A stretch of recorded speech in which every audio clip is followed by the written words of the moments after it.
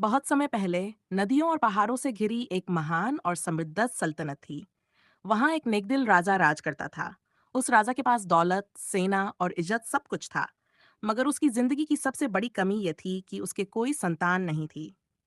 राजा और रानी ने हर मंदिर, हर दरगाह और हर तपस्वी के आगे माथा टेका, पर किस्मत उन पर मेहरबान न हुई।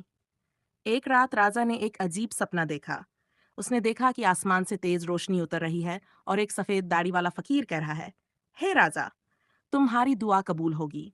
मगर याद रखना, जो बच्चा तुम्हें मिलेगा वह अपने साथ एक रहस्य भी लेकर आएगा। यदि वह रहस्य समय पर प्रकट हुआ तो पूरी सल्तनत अंधकार में डूब जाएगी। सुबह होते ही रानी ने राजा को खुशखबरी दी कि वह मां बनने वाली है।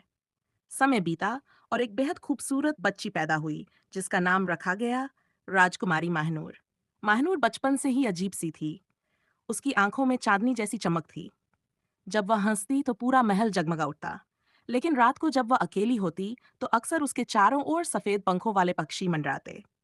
दरबार के पंडित और जादूगर हैरान थे। एक बूढ़ा ज्योतिषी बोला, यह लड़की साधारण इंसान नहीं है, इसका भाग्य चांद से जुड़ा हुआ है। साल गुजरते गए। राजकुमारी जवान हुई। उसकी सुंदरता और उसके सौम्य स्वभाव की चर्चा पूरे राज्य में होने लगी। मगर राजा का मंत्री यह सब देखकर ईर्ष्या से भर गया। वह चाहता था कि भविष्य में उसके बेटे को गद्दी मिले। उसने एक काली शक्तियों वाली जादूगरनी से हाथ मिला लिया। जादूगरनी ने कहा, यदि राजकुमारी का रिश्ता चांद के रहस्य से तोड़ दो तो उसकी शक्ति खत्म हो जाएगी। एक पूर्णिमा की रात थी। राजकुमारी महल की छत पर खड़ी चांद देख रही थी कि अचानक उसकी आंखों के सामने चांद लाल हो गया।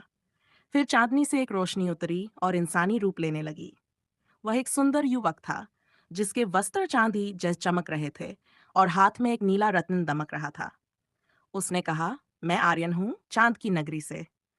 तुम्हारा और मेरा रिश्ता जन्म से पहले ही लिखा जा चुका है, लेकिन पृथ्वी पर अंधेरा बढ़ रहा है। यदि तुमने मेरा साथ न दिया तो न तुम बच पाओगी, न तुम्हारी सल्तनत।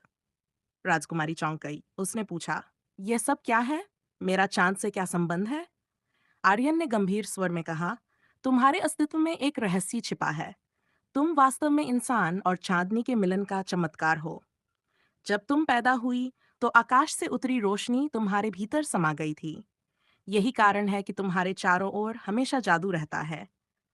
इतना कहते ही मंत्री और जादूगरनी ने हमला कर दिया। पूरा महल अंधकार में डूब गया। सैनिक पत्थर की मूर्तियां बन गए और राजकुमारी को कैद कर लिया गया। मगर आर्यन ने अपनी शक्ति से एक दरवाजा खोला और राजकुमारी से कहा, यदि तुम अपने पिता, अपनी सल्तनत और अपने सत्य को बचाना चाहती हो तो मेरे साथ चलो। यह यात्रा कठिन होगी। हमें अंधेरों की वादी, नागों का जंगल और आइनों के किले से गुजरना होगा। राजकुमारी ने साहस किया और उसका हाथ थाम लिया। फिर शुरू हुई उनकी रहस्यमयी और खतरनाक यात्रा, जहां हर मोड़ पर नई परछाइयां, हर जंगल में अनोखे जीव और हर कदम पर मौत का साया था। मगर इसी यात्रा में माहनूर को ये निर्णय लेना था कि क्या वह अपनी मानवीय जिंदगी कुर्बान करके अमरछादनी बन जाएगी या अपनी सल्तनत के लिए सब कुछ त्याग देगी।